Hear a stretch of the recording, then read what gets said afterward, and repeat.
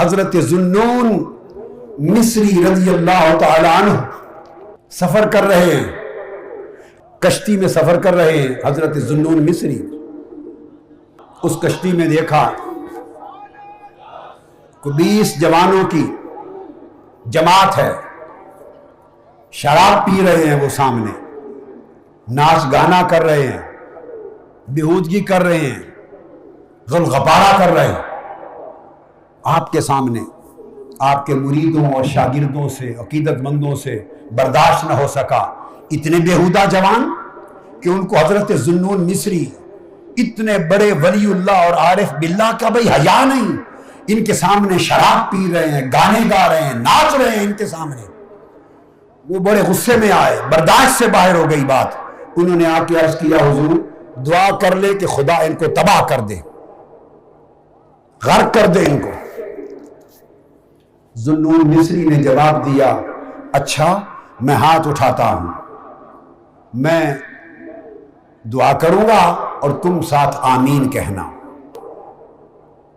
ذوالنون مصری کھڑے ہو گئے، مریدوں نے ہاتھ اٹھا لیے اور دعا کی، اے اللہ جس طرح تو نے ان جوانوں کو اس زندگی میں خوشی دی ہے، ناچتے پھرتے ہیں، اسی طرح کی خوشی اور راحت ان کو جنت میں بھی عطا کرنا، اسی طرح کی خوشی اور راحت آخرت اور جنت میں بھی عطا کر دینا۔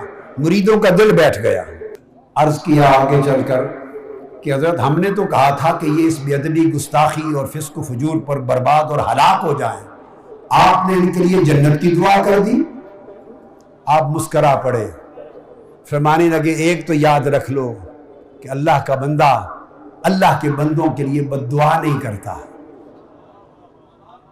اور دوسری بات یہ ذہن نشین کر لو، میں نے جو دعا کی ہے کہ اللہ ان کو جنت میں بھی اسی طرح کی خوشی دینا، تو اس دعا کا مطلب یہ ہے کہ اگر یہ اسی حال پہ رہیں، شرابیں پیئیں، ناچ گانے کریں، تو کیا ان کو اس حال سے جنت ملے گی اور جنت کی راحت ملے گی؟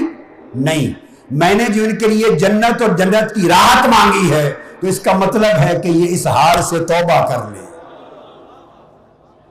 جنت کا یہ درجہ تبھی ملے گا نا کہ توبہ کر لیں گے اس حال سے۔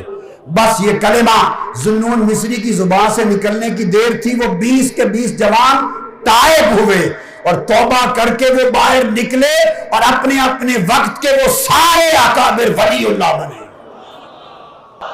ولی اللہ بنے۔ اور یہ پھر وہ ذوالنون مصری تھے کہ جس رات ان کی وفات ہوئی لوگ ان کو دیوانہ سمجھتے تھے اور قید میں ڈال دیا تھا، قید میں ڈال دیا تھا۔ جب وفات ہوئی تو 70 اولیاء کو بغداد میں آقا علیہ السلام کی زیارت ہوئی بیک وقت۔ ہر ایک نے پوچھا آقا آپ کیسے تشریف لائے؟ حضور نے فرمایا اللہ کا ایک عاشق ذوالنون مصری فوت ہو گیا ہے، اس کی روح کے استقبال کے لیے آیا۔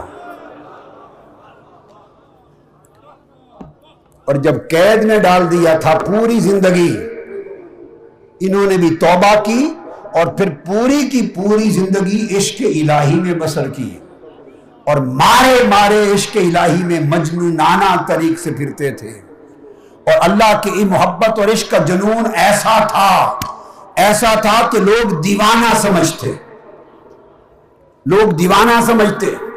اللہ نے توبہ کے بعد ذوالنون مصری کو اپنے عشق کا وہ درد دیا تھا، وہ درد دیا تھا کہ ایسا محسوس کرتے تھے کہ میں پھرتا تو زمین پر ہوں پر لگتا یہ ہے کہ قدم عرش پہ چل رہے ہیں۔